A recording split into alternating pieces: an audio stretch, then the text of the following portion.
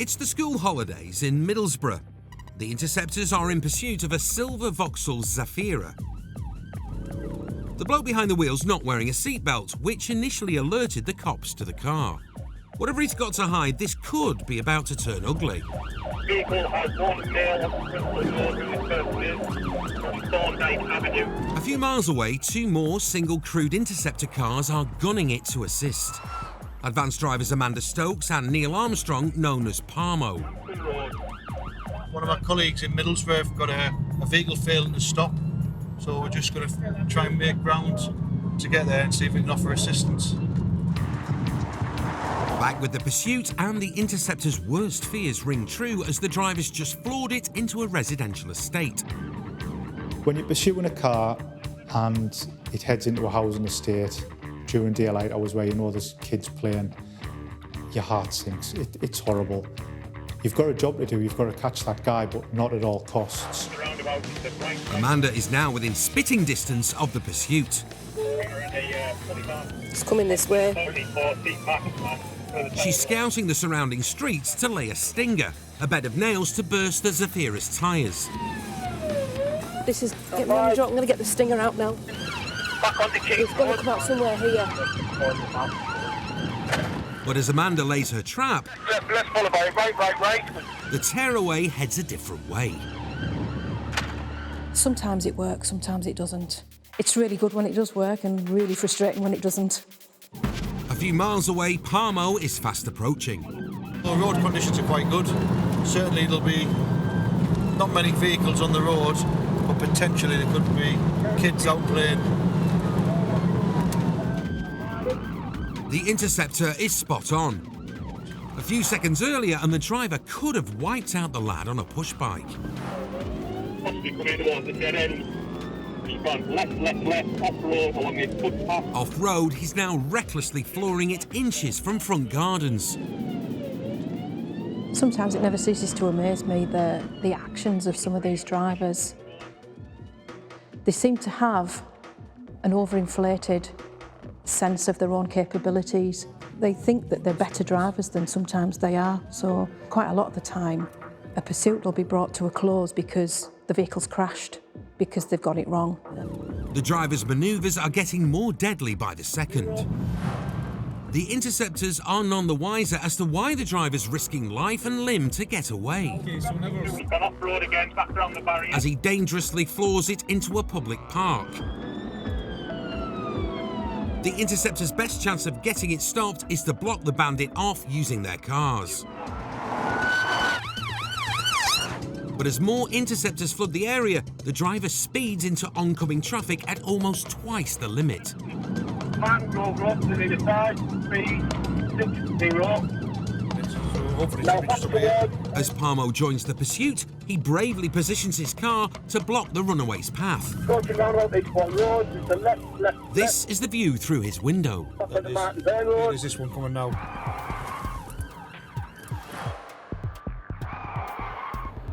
By positioning my vehicle, it was hopefully going to entice him to continue along the main road for the vehicles to catch up. But obviously I had different ideas, and at one point I was bracing myself for an impact. Can we get you to Scotland Avenue, please? The driver's now circling the estate. The Interceptors suspect he's plotting his escape route. That Daleville you want someone. In the driver's most reckless move yet, a few inches further and someone could have been killed. What was going through his head and why put all those people, including himself, at risk? But the Interceptors have more pressing concerns as the Zafiras slip through some concrete bollards and through the Interceptors' net. Still to come on this pursuit special, He came this way as we came past. Interceptors flood the estate to stop the runaway before someone gets hurt.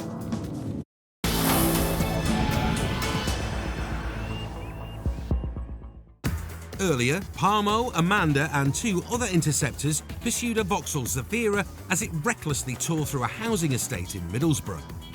There's enough units that's following it. Quite literally risking life and limb. The cops have no idea why the driver's running, but he slipped through a set of concrete bollards and disappeared out of sight. It is a little bit of a pride thing, isn't it? You don't want them to get away. You do want to get that vehicle stopped, and you want to get the driver apprehended. That's your ultimate goal at the end of the day. And sometimes for that not to happen, it is incredibly frustrating. However, their frustrations are short-lived as one of the interceptors has caught up with the Zafira. And as he runs out of road, the driver once again goes up the pavement.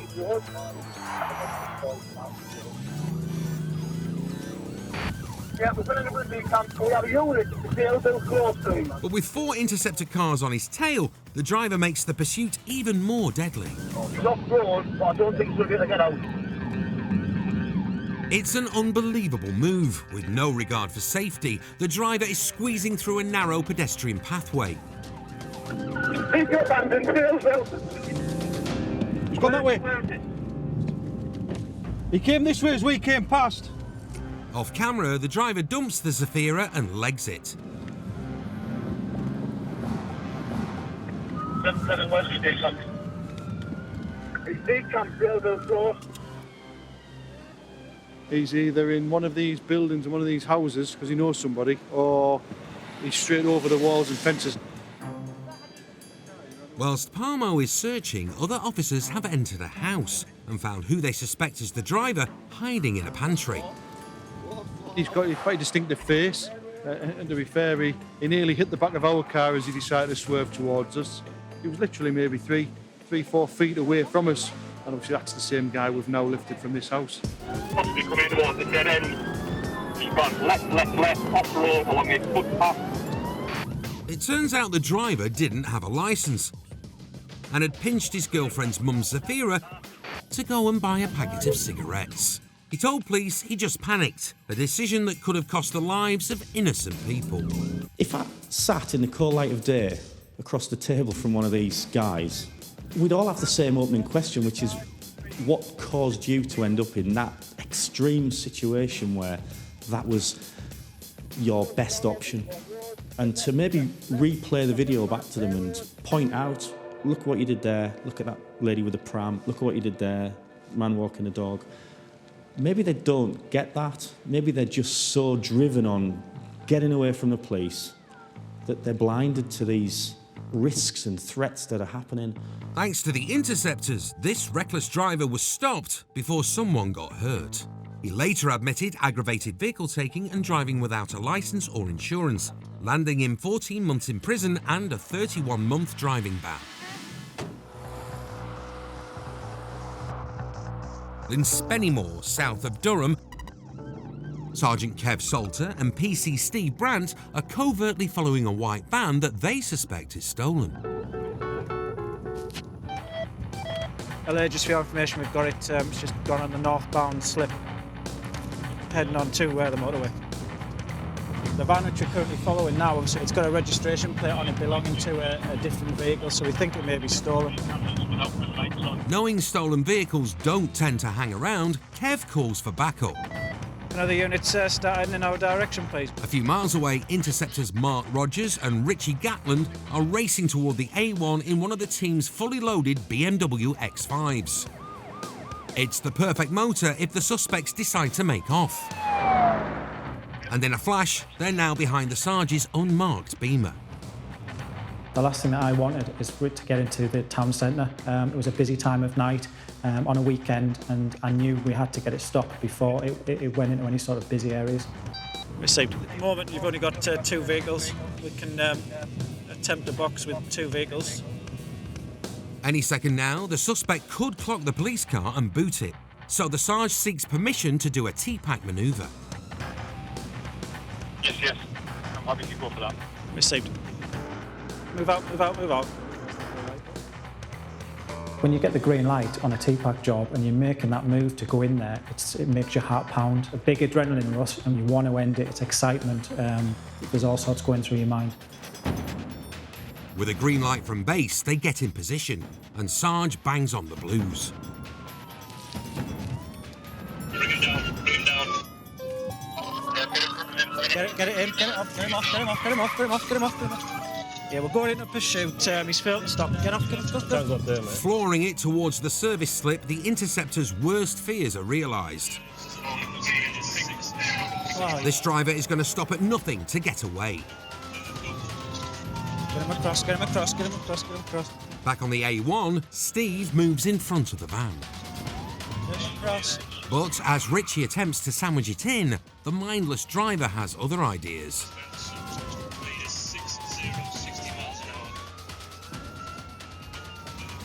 Suspects that want to get away from us will literally do anything. They'll go down carriageways the wrong way, go across red lights, go across roundabouts the wrong way. The danger that they pose are immense. Hold on. Yeah. See if you can bring it down. Took it inside. Took it inside.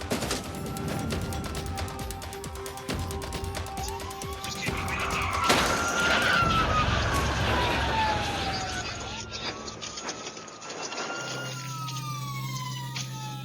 In one of the most reckless moves ever caught on camera, the suspect pulls into the path of Richie's Beamer, sending the van careering across the carriageway.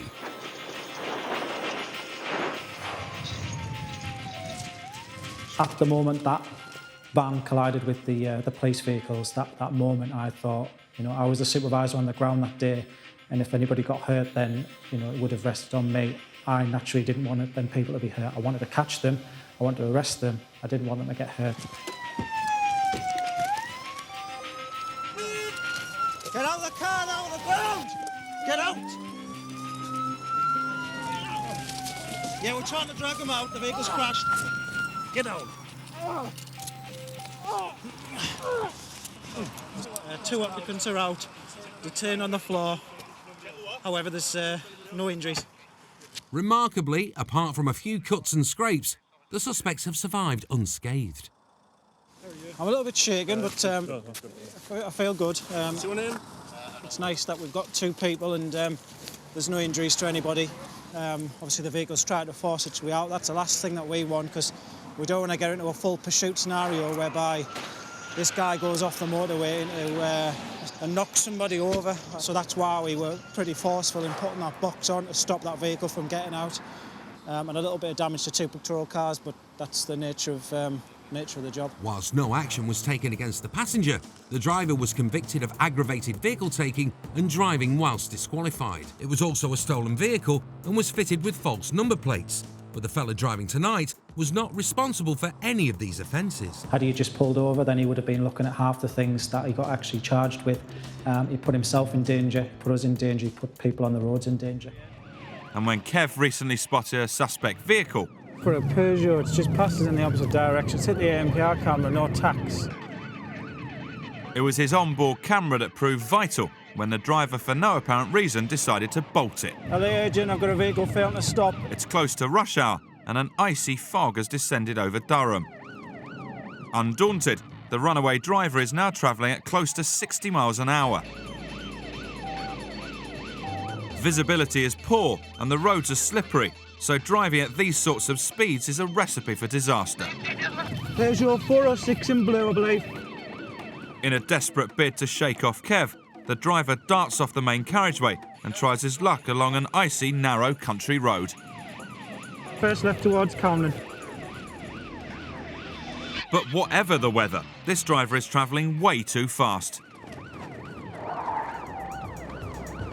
Stand by, he's going right towards Camden, he's just almost lost it. The Bolshe Bandit came within a hair's breadth of ploughing head-on into an oncoming car. This is now a collar that Kev is desperate to feel. Towards Camden on the back roads. The driver is determined, for whatever reason, to make good his escape, now speeding at nearly 50 in a 30 limit.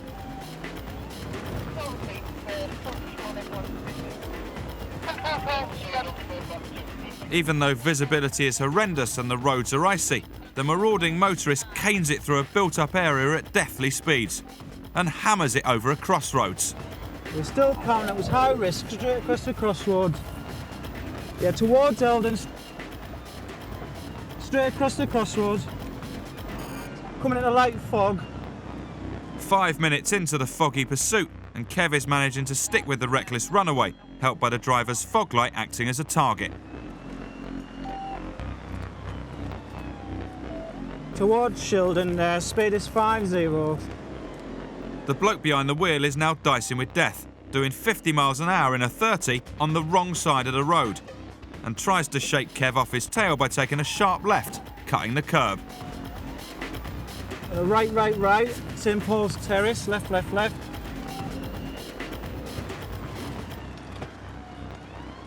Diving down narrow residential streets at breakneck speed, whoever's driving clearly knows these roads well. Back towards the main drag in Shildon again. But as the car speeds towards a busy T-junction, with a total disregard for other motorists, the driver bolts left. To the left.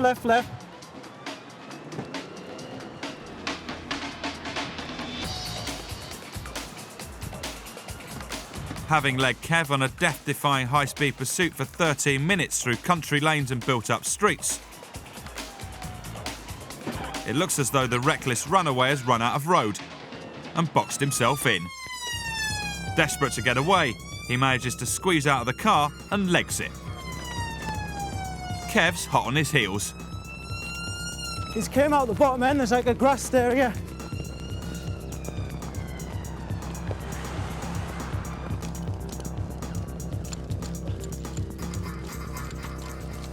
In the fog across an open field, Kev loses sight of the runaway. On your right-hand side as you enter, there's an open grass field area. Thankfully, other police units have swarmed the area. Kev returns to the abandoned car. Is everything all right with this car? No, is it mine? Has he hit it, has he? Yeah. The damaged vehicle is just another thing to add to an ever-increasing list of wrongdoing. He's nudged into that front car because he hasn't obviously been able to get past. He's nudged the car, jumped out, which is probably a saving grace, really, because he was starting to take more and more risk as time went on. We've just got the helicopter up now. He's going to do they're going to do an area search over the open ground there, see if we can find him hiding anywhere. As the police helicopter directs cops to the other side of the field where the driver was headed, Street neighbour, a postcode to where this lad was last seen. Kev searches the abandoned Peugeot for any clues. It's not long before one of the units spot a bloke matching the driver's description run into a house. The lad ran in, now he's quickly getting changed in the living room. The interceptors move in, but the bloke makes another break for it.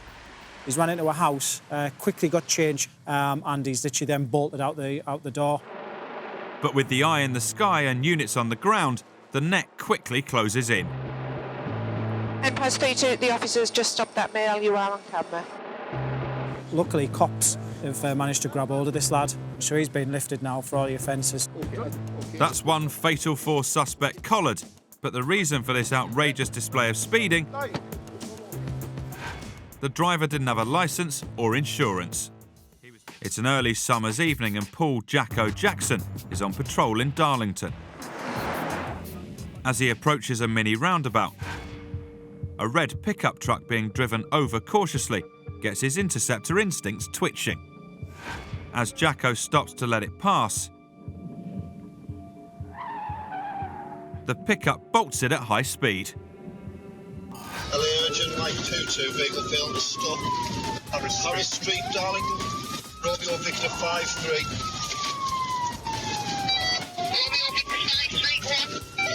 Romeo Whiskey, it's a gold and silver Ford Ranger, one male occupant. The 2-ton pickup bullies its way through the traffic and out onto a main road. Yes, right, Yarm Road, now left onto Teal Road, Darling. This sort of reckless driving in a vehicle this size could cause serious carnage, so Jacko patiently sticks to its tail, relaying its every move. Now right onto Marm Road.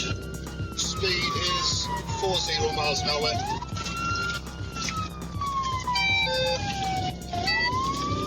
Now left on McMullen Road. Still no signs of stopping. Speed of 50 miles an hour.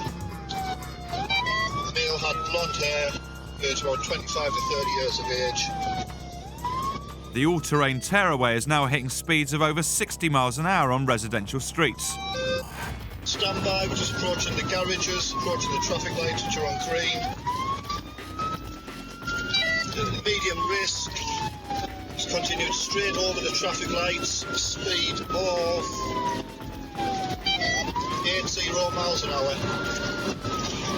Seeing the open carriageway, the driver boots it up to 80, but doesn't realise he's approaching a junction So left. and ploughs head-on into a tree. Not only was it a miracle no one was killed during his rampage along residential streets, Left, deep crashed into a but just beyond the tree was a packed park with families enjoying the good weather. Incredibly, he's able to get out of the pickup, but not away from the Interceptors, and it's a fleeing Fatal 4 fugitive banged to rights. The driver pleaded guilty to failing to stop, dangerous driving, and driving with no licence or insurance. He was sentenced to 6 months in prison, suspended for 18 months, given 300 hours of unpaid work, and banned from driving for 2 years.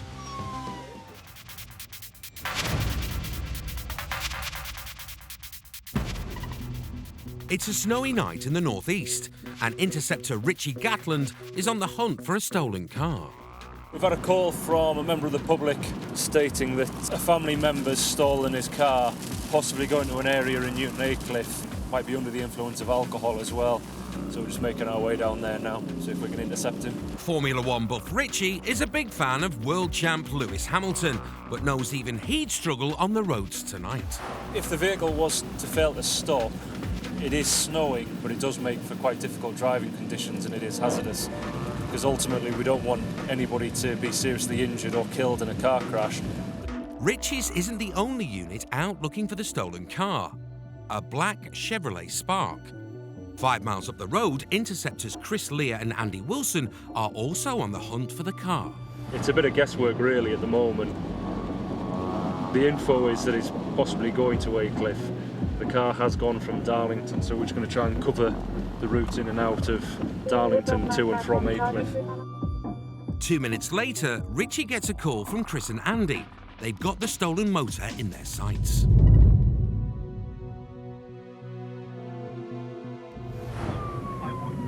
There's one of the cruisers in behind the vehicle at the moment. They're just up on the motorway on the 167. They're about 2 miles ahead of us. We're just going to see if we can get in front of it if we can. Just coming off the motorway, junction 59, northbound. I'm going to be behind you shortly.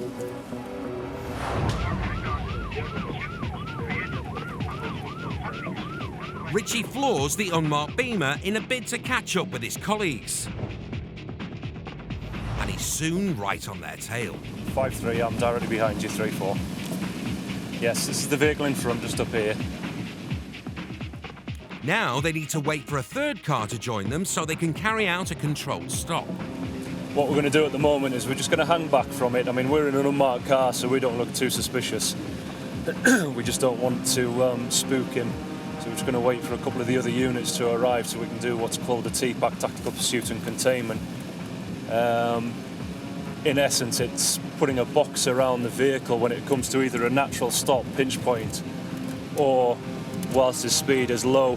So rather than try and just get into a pursuit for the sake of doing a pursuit, this will hopefully stop the vehicle in its tracks before he can make a decision to actually fail to stop and hence cause risk to other people. Even though a police car is right behind him, the driver isn't exactly speeding off. 21, 22 miles an hour in a 40 at the moment. And his driving's not exactly very good, let's put it that way. Or whether it's drink or drugs, because he's just clipped the curb on the near side there. Despite the slow speed, the stolen car is being driven dangerously and needs to be stopped. Thankfully, the third car needed for the TPAC trap is just up ahead. It waits for the Chevrolet to go past, followed by Andy's marked X5 and Richie's unmarked 3 Series. Then moves into position at the rear. That's the unit. Now it's time to TPAC.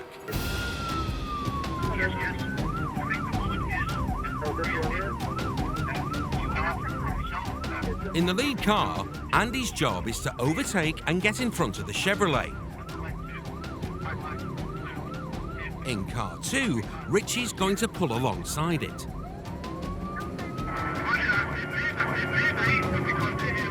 while the third car will complete the box by pulling in behind.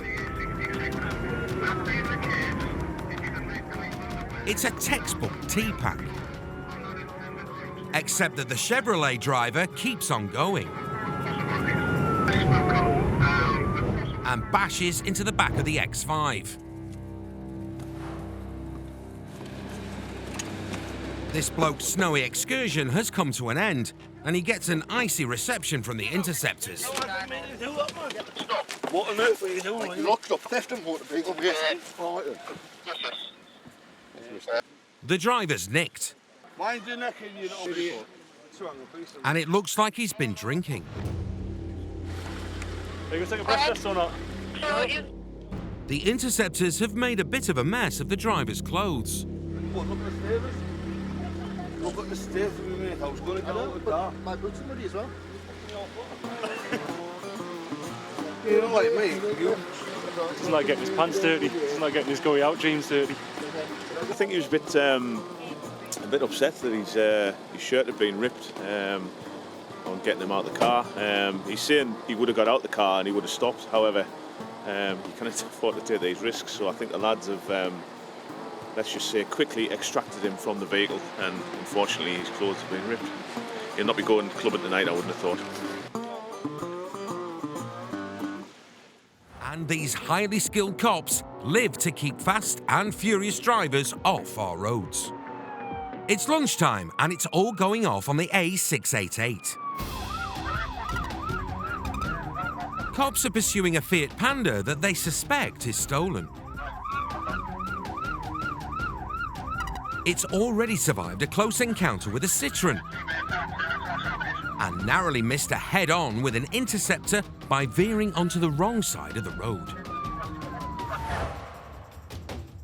But he's not shaking off the unmarked 3 Series glued to his bumper, the Mark 3 Series glued to his, or the other 2 Beamers en route to intercept. Cops from across the county are closing in, and when a pursuit like this is underway, Wish we'd set off 10 minutes ago now. We couldn't have known. no one wants to listen to it on the radio. It's already swerved and dodged stingers that have been put out, and it sounds like it's quite a serious situation now. 14 miles from the pursuing pack, Nicky Thorne and Damo Stevens are desperate to get involved. Initially, it was so far away from us, it was pointless us responding. But it's coming eastbound and it's coming towards us.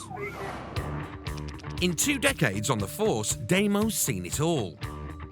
He knows that when a Fiat Panda goes up against the Interceptors, it's not getting away. He's trying to outrun 4 BMWs and a helicopter, so fingers crossed there's some control now. Not getting away now, the copter's there, surely. Nicky plays squash, works out and plays for the Great Britain Police football team. She's not a lass you'll outrun in a foot pursuit. But she's playing catch-up in an X5 today. Nicky and Damo don't plan to join at the rear of the pursuit. They aim to get ahead of the Fiat and take out its tyres with a bed of nails called the Stinger. Helicopter's there, yeah. On approach to the roundabout gate. Meanwhile, 6 miles away, the runaway Fiat hammers up to a roundabout at 70 miles per hour. The traffic parts like the Red Sea, and it cuts the wrong way around the roundabout.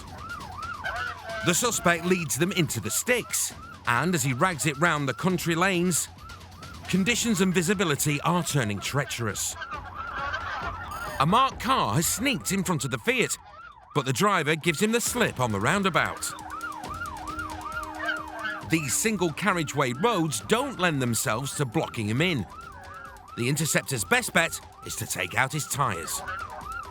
Yeah, from CC, this subject vehicle is on the 688, heading towards the roundabout junction with the B1198. Which is just what Damo and Nicky plan to do. They're just ahead of the suspect.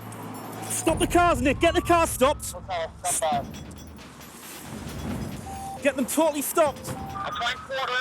The Fiat is less than a minute away, and the Stinger is primed to bring him to a standstill. If he takes the first exit at the next roundabout, it's game over. It's Stinger Roulette with Deimos chips on exit 1. Tyres smoke from the Fiat as it slams on the anchors and takes exit 2. Has it gone the other way? 50 miles an hour. The Interceptors have got to stop this car before someone gets hurt. Which way has it gone? Straight on. The question is, how?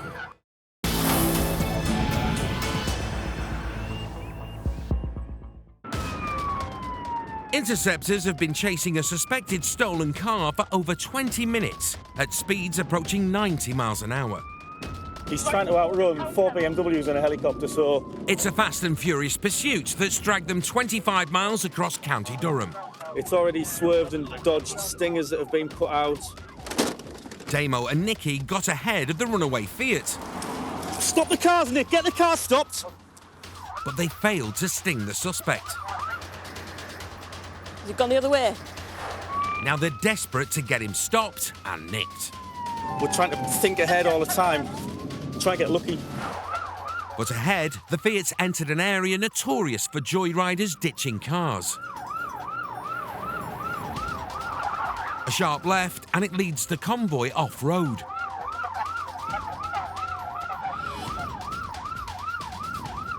As they pursue the Fiat into a muddy wasteland, it pulls behind a derelict building, where its occupants decamp and do a runner. But coppers nick both driver and passenger in seconds. Left at the bottom there. All right. Right, they've got the driver.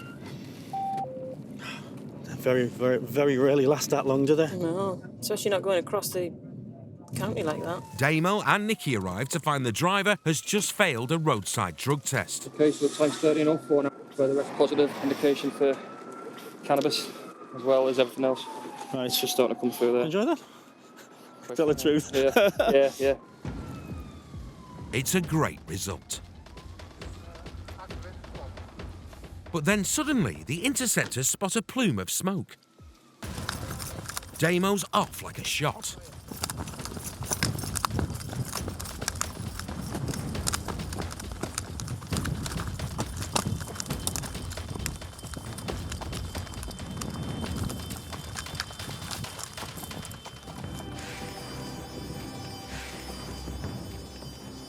Not 50 yards away from the police vehicles, some of the locals have been and set fire to the car. As the fire brigade tackle the blaze, it falls to some local lads to sum up the situation. Joyriding city. This is the joyriding city. It's just an absolute shell of a vehicle. There's nothing remaining apart from metal. All the wire and loom and the coils and everything, all the upholstery. The tyres have melted on the rims. So that's how impactful it is. And the reason they'll have done it is in the mistaken belief that they were destroying forensic evidence that would have tied the bad lads to the car. Unfortunately, the bad lads were caught fleeing from the car, so... to the lads who burnt it, you might think you won this one, but no, you got nothing out of that. And if that fail wasn't epic enough, it turns out the Fiat wasn't stolen after all. They've torched the driver's own car. Joyride City 0, Interceptor United 2.